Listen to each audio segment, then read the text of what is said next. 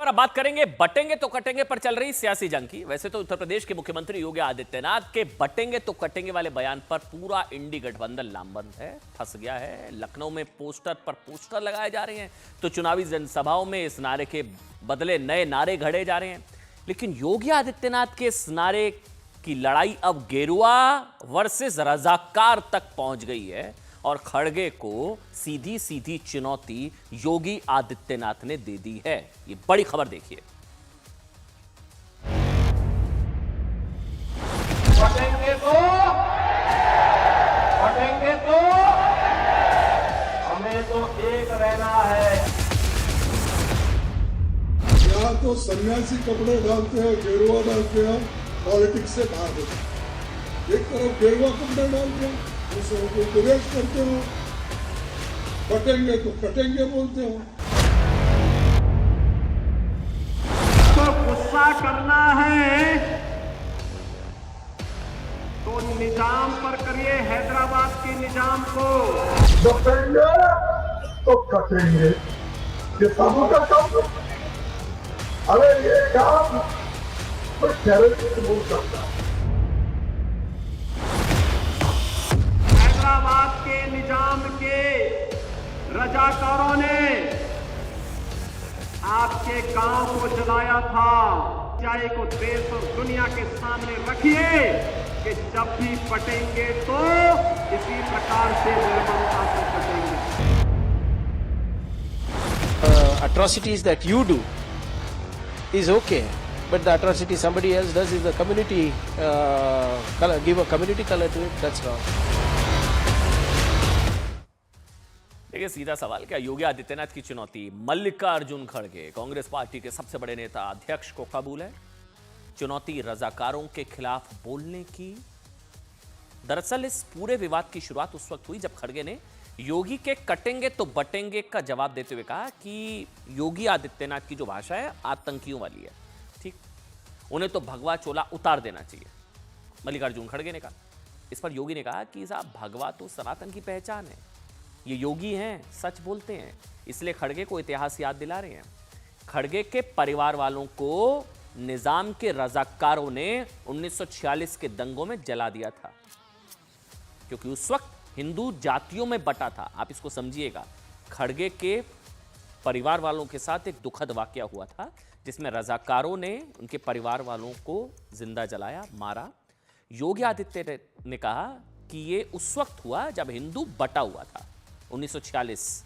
उस वक्त हिंदू जातियों में बटा था, इसलिए रजाकारों ने जला दिया। योगी ने कहा कि वोट के चक्कर में खड़गे अपने परिवार के साथ हुई त्रासदी को भी छुपा रहे हैं, लेकिन वो तो खुलकर कह रहे हैं कि एक रहना जरूरी है, क्योंकि बटेंगे तो कटेंगे। दरअसल मल्लिकार्जुन खड़गे ने पिछले साल कांग्रेस कार्यकर्ताओं को संबोधन के दौरान बताया था कि कैसे 1946 के दंगों में उनका घर जला दिया गया था। उनकी माताजी, बहन और चाचा की मौत हो गई थी, दुखद, ये खड़गे जी ने बताया। मल्लिकार्जुन खड़गे ने बताया कि कैसे उनके पिता ने उन्हें लेकर गांव से भागे और अपनी जान बचाई, जिसके बाद वो कर्नाटक के गुलबर्गा में बस गए।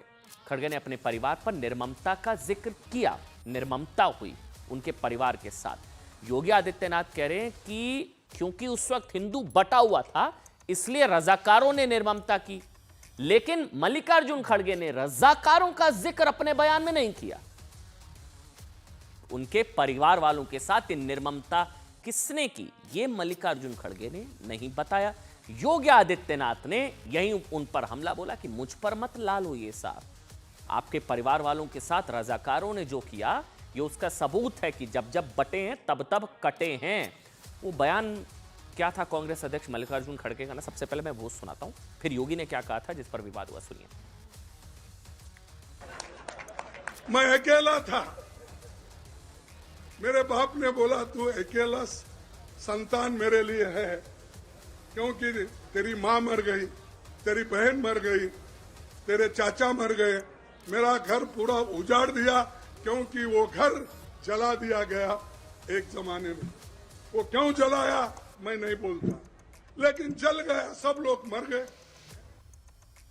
अच्छा, क्यों जलाया मैं नहीं बोलूंगा, किसने जलाया यही योगी ने पकड़ लिया कि जलाया तो रजाकारों ने था, तो वोट बैंक के चक्कर में रजाकारों के खिलाफ क्यों नहीं बोल रहे हैं। खड़गे जी, योगी आदित्यनाथ ने कहा। खड़गे ने यह नहीं बताया कि दंगों के पीछे कौन था जिसने उनकी माताजी, उनकी बहन और उनके चाचा को निर्ममता से जला दिया। ध्यान से सुनिएगा। हालांकि उन दंगों के पीछे कौन था ये खड़गे भी जानते हैं साहब, पूरे देश के साथ योगी आदित्यनाथ भी जानते हैं। और इसलिए अब जब उन्होंने योगी की तुलना आतंकवादी से करने के साथ गेरुआ पर हमला बोला तो योगी आदित्यनाथ ने पलटवार कर दिया, क्योंकि सभी जानते हैं कि 46-47 में हुए वो दंगे जिसका जिक्र खड़गे ने किया था, उसके पीछे हैदराबाद के निजाम की जिहादी रजाकार सेना थी। योगी आदित्यनाथ ने कहा कि खड़गे उनसे बेवजह खफा है, वो योगी हैं, योगी के लिए देश सबसे ऊपर होता है, लेकिन कांग्रेस के नेताओं के लिए तुष्टीकरण शायद सबसे ऊपर है। इसलिए खड़गे वो हकीकत छिपा रहे हैं जो उन्होंने खुद झेली है। वो बता नहीं रहे हैं कि उनके परिवार वालों के साथ निर्ममता किसने की। मल्लिकार्जुन खड़गे के बेटे प्रियांक ने हालांकि इसका जवाब दिया, सुनाएंगे आपको, लेकिन उससे पहले आप सुनिए कि ये जो बटेंगे तो कटेंगे की लड़ाई ये रजाकारों तक कैसे आई। सुनिए। फटे थे तो पाकिस्तान और बांग्लादेश बन गया, फटे थे तो बहन बेटियों की इज्जत के साथ खिलवाड़ हुआ था। इसलिए फटे थे तो कटे थे, फटेंगे तो कटेंगे। कौन एक साधु के बेस में रहते हैं, लेकिन अच्छे पॉलिटिशियंस बन गए हैं। यहाँ तो सन्यासी कपड़े डालते हो, गेरुआ डालते हो, पॉलिटिक्स से बाहर हो जाओ। एक तरफ गेरुआ कपड़े डालते हो, दूसरों को उपदेश करते हो, बटेंगे तो कटेंगे बोलते हो। गुस्सा करना है तो निजाम पर करिए, हैदराबाद के निजाम को। सच्चाई रखिए। आप वोट बैंक के लिए इस सच्चाई को देश के सामने रखने से कोताही कर रहे हैं।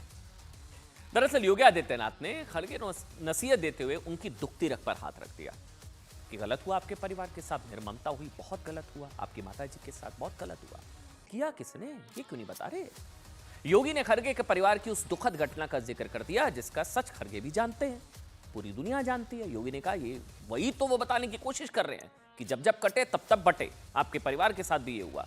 उस वक्त न जाने कितने परिवारों ने अपनों को खो दिया, और इसके पीछे कौन था ये सच किसी से छिपा नहीं है। सब जानते हैं साहब कि रजाकारों ने कैसे लोगों को चुन चुन कर मारा। सब जानते हैं कि रजाकारों ने कैसे गांव के गांव और परिवार के परिवार उजाड़ दिए। लेकिन 76 साल बाद भी रजाकारों पर कुछ भी बोलने से कांग्रेस को क्या परहेज है, सवाल है ये, क्या परहेज है।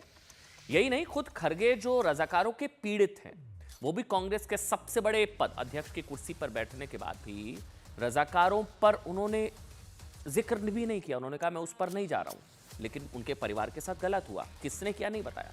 हालांकि योगी के इस हमले पर ना, जब योगी ने याद दिलाया कि ये तो रजाकारों ने किया, फिर जाकर मल्लिकार्जुन खड़गे के सुपुत्र, उनकी तरफ से बयान आया, प्रियांक खड़गे ने जवाब दिया। अब सुनिए।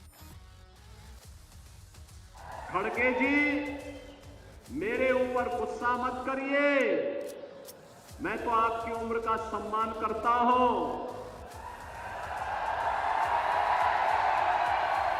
आपको गुस्सा करना है तो निजाम पर करिए, हैदराबाद के निजाम को। जिस हैदराबाद के निजाम के रजाकारों ने आपके गांव को जलाया था, हिंदुओं की निर्मम हत्या की थी, आपकी पूज्य माता को, आपकी बहन को, आपके परिवार के सदस्यों को जलाया था। इस सच्चाई को देश और दुनिया के सामने रखिए कि जब भी पटेंगे तो इसी प्रकार से निर्ममता से पटेंगे। रजाकार के बयान पर वोट बैंक के कलाकार बनके खड़गे जी किस प्रकार से बचाव कर रहे हैं रजाकारों का। भाई बयान तो रजाकारों पर है, इससे हेट कैसे फैलेगा। क्या रजाकारों का किसी समुदाय से कनेक्शन है क्या। रजाकार तो इस देश के दुश्मन थे।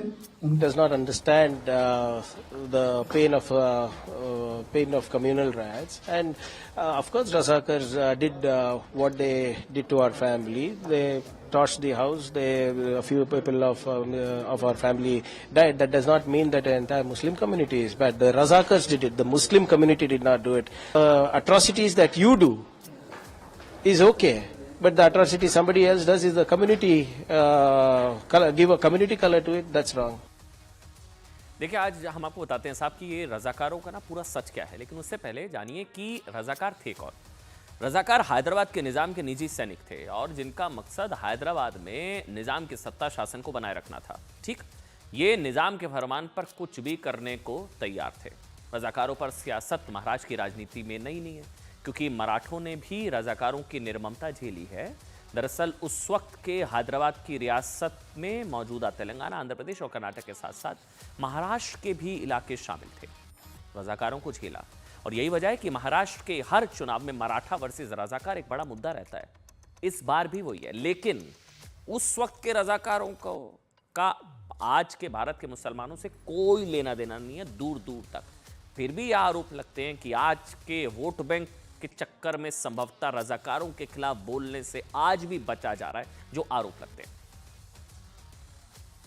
रजाकारों के वंशज हैं, जिन रजाकारों ने हमारे तमाम मराठवाड़ा के लोगों पर अत्याचार किए, जमीनें लूटी, जिन्होंने हमारी महिलाओं की अस्मत को लूटने का प्रयास किया, हमारे परिवारों को तहस नहस किया, ये उनके वारिस है। ये किस मुंह से हमसे बात करेंगे? सुनो फडणवीस, 1820 के बाद इस मुल्क की आजादी की लड़ाई में सबसे पहला फतवा किसने दिया? हमारे मदरसों के जिम्मेदारों ने दिया, जिहाद का फतवा दिया। फडणवीस, जब तुम्हारे बुजुर्ग नहीं थे, अंग्रेजों से लड़ने का तरीका हमने देश को सिखाया।